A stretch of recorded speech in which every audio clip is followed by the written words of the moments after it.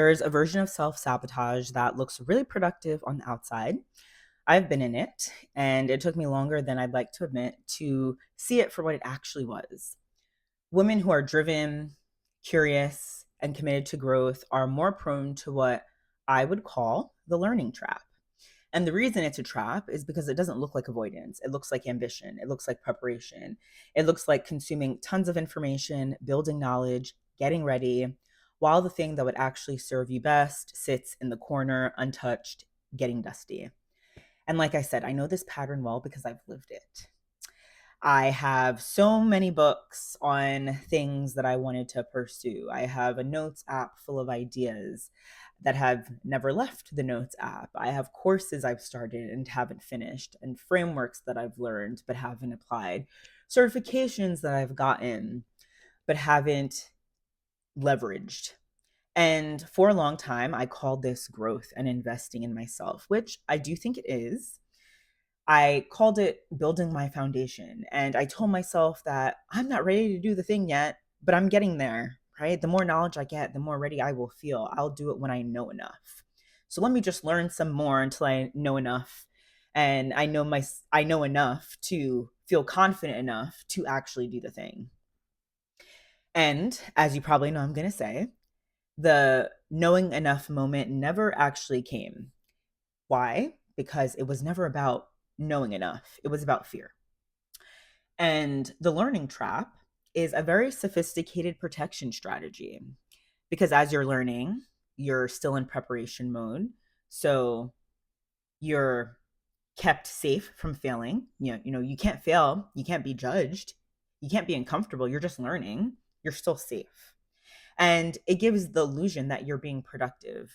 But there's another part of you that could actually be avoiding the exact thing that'll make the biggest difference for you.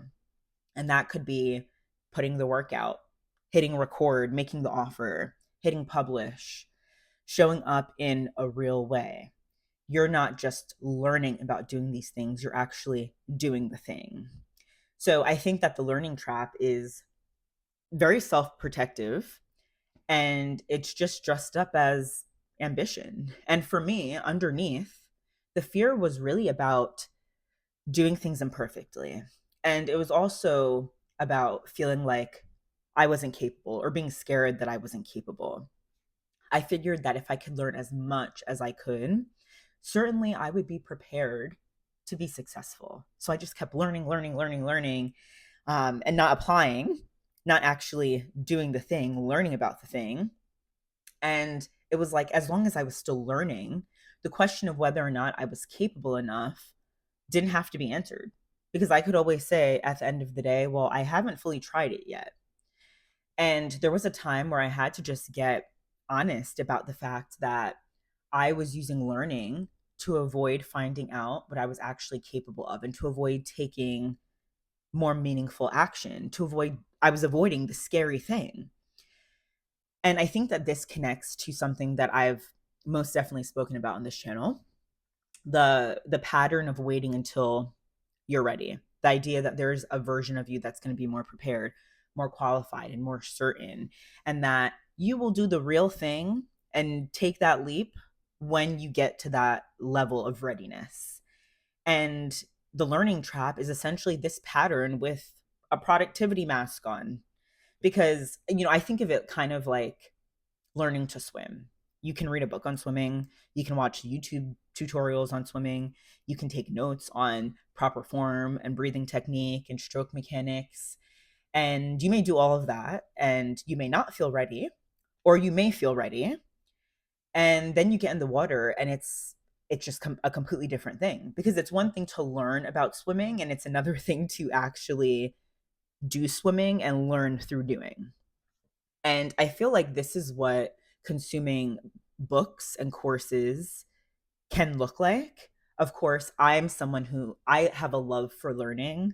So for me, it's like no matter what, I'm always going to be learning something new. I really value the pursuit of knowledge. But there comes a time when the pursuit of knowledge, again, becomes more of an avoidance, an approach to avoiding something that feels scary or feels uncomfortable.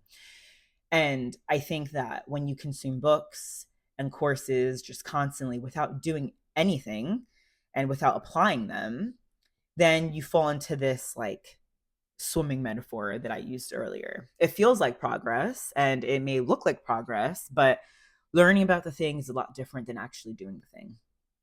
So, what has made me finally start doing instead of just learning? And I think for me, honestly, it was that I got tired of putting things off. Like it it's uncomfortable when you look at yourself, you when you reflect on the past year and you realize, wow, okay, I'm kind of in the same spot. I've consumed a lot more knowledge, but nothing has actually changed. And it's like a moment when you realize the gap between what you know and what you're doing becomes really wide that it's impossible to ignore. And then when you look at everything that you've learned and you realize, I already know enough to start. I have known enough to start for a while now, but I still haven't. And you realize that the only thing standing between yourself and starting is you. And it's an uncomfortable realization, but I think it removes the excuse. And I think it's really important to just name it for what it is, because once you name it and bring it to, that is my dog, Lexi. Hey, once you name it for what it actually is, it loses some of its power. And I think that invisible stories that we're not aware of, are the ones that actually run us because we're not aware of them. Now, when you name the story, that's then you can actually do something about it because it's in your awareness. And with awareness comes choice. So, what I have found on the other side of actually starting and not just getting caught in the learning cycle is that the fear doesn't go away when you do the thing. But I think the fear changes. I think it becomes smaller relative to what you thought it would be, because a lot of times the worst case that we imagine is a lot worse than the reality. And I think that once you actually get into the doing and you get into action, you're no longer protecting yourself from this hypothetical outcome. Now you're dealing with an actual outcome. And I think that when something becomes tangible and real, even if it's uncomfortable and difficult, it's more workable. I hope that makes sense. So I think also on the other side of actually starting, you find out what you're made of. And I think most times you're made of more than what you thought initially.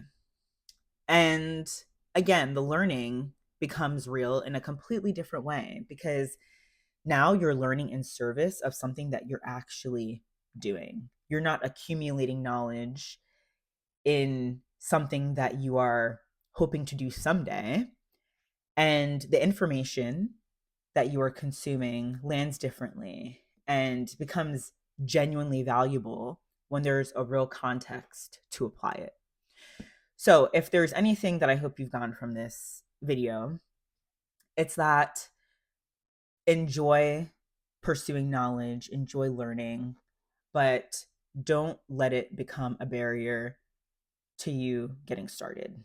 And do not fall into the learning cycle, the learning trap, where you use the pursuit of knowledge to feel ready to do the thing.